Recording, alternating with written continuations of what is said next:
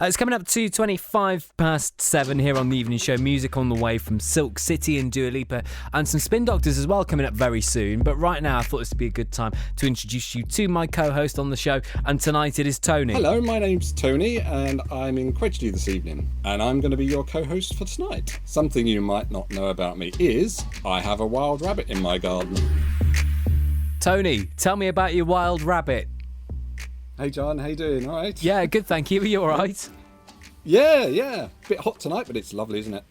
Yeah. I've got a strange little fellow in my garden. He just popped up a few weeks ago, and we've just sort of nurtured him and looked after him. Really, we just let him do what he wants. We've got loads of plants. We're quite sort of garden lovers, but he's munching away at the things we can let him to munch away at. But we have got the carrots all surrounded with mesh, so unfortunately can't have those. Oh, do you know what? I don't know about wild rabbits, but pet rabbits like the tops off carrots. I don't know whether you can have the tops, maybe. Yeah, just the green bits. Oh, right. Okay. Yeah, you could have that, I suppose. He's quite a tall rabbit, so he can lean over and grab a few, I think. Oh, how long's he been there? Only about 2 or 3 weeks, I think. But he seems to. We've got a bath, and it sounds weird, but we've got a bath in the garden. Right. Okay. I haven't used it. It's for the dog, you see, because dogs get muddy, don't they? And we had the bathroom done, sort of new bathroom, and we thought, what can we do with this metal bath? No, we can put it in the garden. So, our Labrador gets bathed in there occasionally. What are we talking? We're talking like a proper bath in your garden. Proper metal bath, probably metal enamelled bath in the garden. Yeah, down the end of the garden. So, can your neighbours see into your garden? No, they can't. Fortunately, no. Oh, okay. So, but I like I say, I haven't tried it. No. I might do now though, because it's getting quite warm. So it seems quite tempting.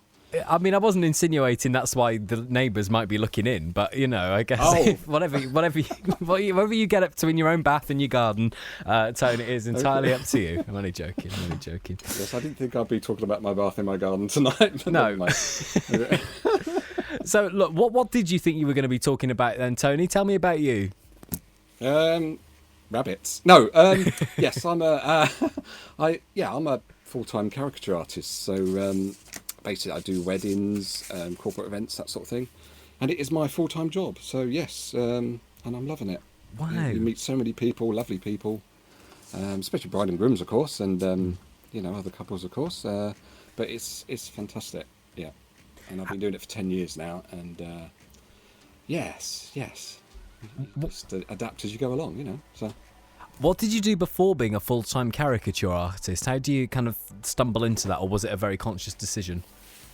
I was working for the MOD. I was a graphic designer and technical illustrator. I worked at various units around the country, mostly sort of Oxfordshire and Gloucestershire. Yeah. Ended up at RAF Innsworth, which has, of course, now changed. It's more joint services. And I was there for about 9 years at Innsworth.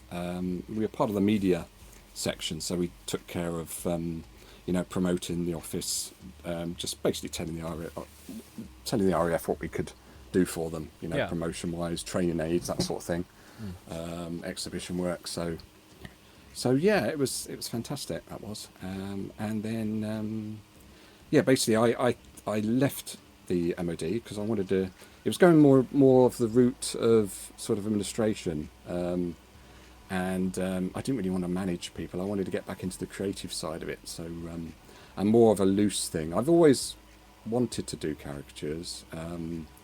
Basically, that was the sort of side hobby. I think most people in professions, especially as they've gone on their own, they've sort of done it as a hobby first, I think.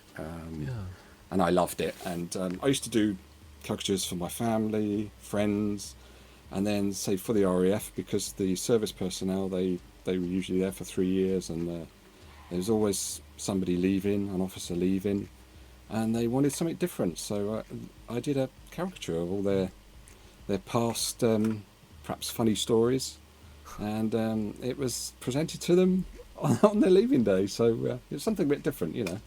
Made them smile, and there's quite a few caricature artists that do this for the services, I believe. So there's it was good. Good fun. Did you ever have anyone really scary come up to you and say, I really want a caricature of me or my loved one or someone I'm here with or whatever it might be, and you think, oh, I'm not sure I can kind of take the mickey out of you because, I don't know, or was it always very friendly?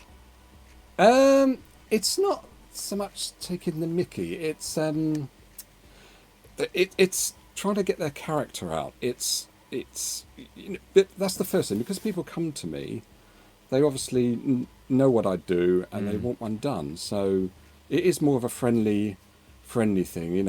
If somebody, I don't know, if they've got a scar on their cheek, or especially the youngsters, if there's a youngster at a wedding or something and they've got a brace on their teeth or something, I'll leave that out, or I'll just have them smiling without it. But sometimes they'll actually want it in.